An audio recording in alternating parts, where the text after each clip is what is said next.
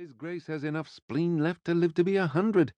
He and her Grace had a few cordial years there toward the end, largely as a function of your success populating the nursery, if you ask me. When Percival had the deck stacked in perfect order, he cut and shuffled, then shuffled again. The snap and riffle of the cards soothed him, putting him in mind of years spent soldiering and shivering in Canada. How long has it been since Peter ventured outside? A dart went sailing toward the wall, only to land several inches from the target. Damn! He sits on the terrace when the weather's fair. Once a man turns 40, he's entitled to a more sedentary schedule. Sedentary? In his youth, Peter had been a robust, blonde giant, heir to a dukedom. He'd been the biggest prize on the marriage mart in every sense. When he'd departed on his grand tour, half the ladies in London had gone into a decline. And now? Peter's blonde hair was going silver, his complexion suggested he abused arsenic, when he never touched the stuff. Worst of all, Peter looked at his half-grown daughters like a man who'd reconciled himself to heartbreak. Percival reorganized the cards, this time starting with hearts. Maybe it's Peter's incipient death his Grace is mourning. This is maudlin talk, Perce, and you've hardly touched a drop all night. Tony fired a second dart toward the wall, only to have it bounce off the edge of the target. Rotten bloody luck. Rotten bloody aim. You need to focus, Anthony. And Percival might well need a mistress.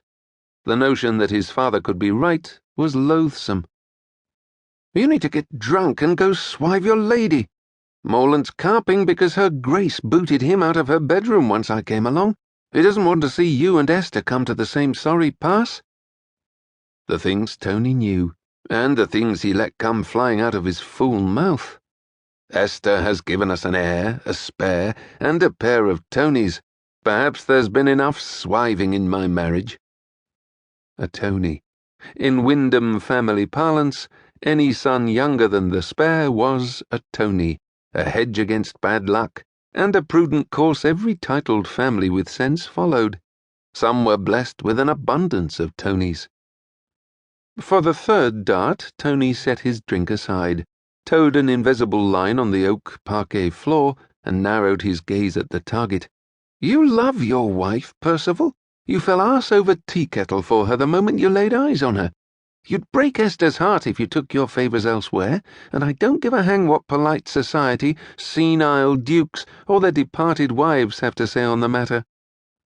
The dart flew true, hitting the bullseye with a decisive thunk. People tended to underestimate blonde, amiable Tony, and Percival had a hunch Tony liked it that way. Is Gladys carrying again? Tony pulled 2 darts from the board and picked the third up from the floor. One suspects she is.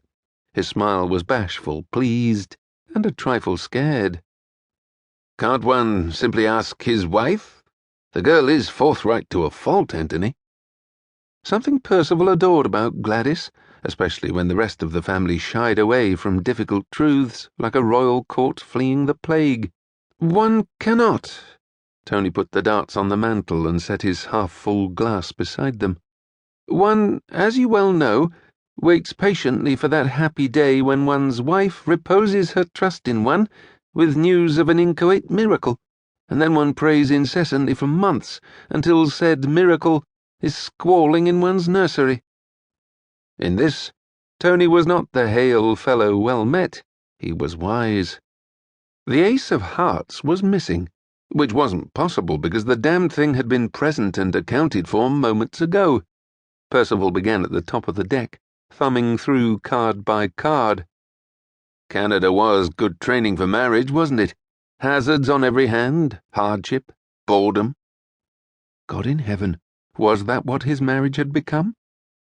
I get a decent compliment of howling at the moon or at my lady wife, so I'm content.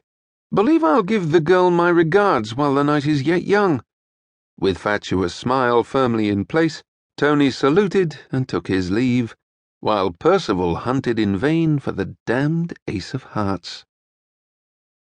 I love you, Esther Windham whispered to the fellow in her arms. I will always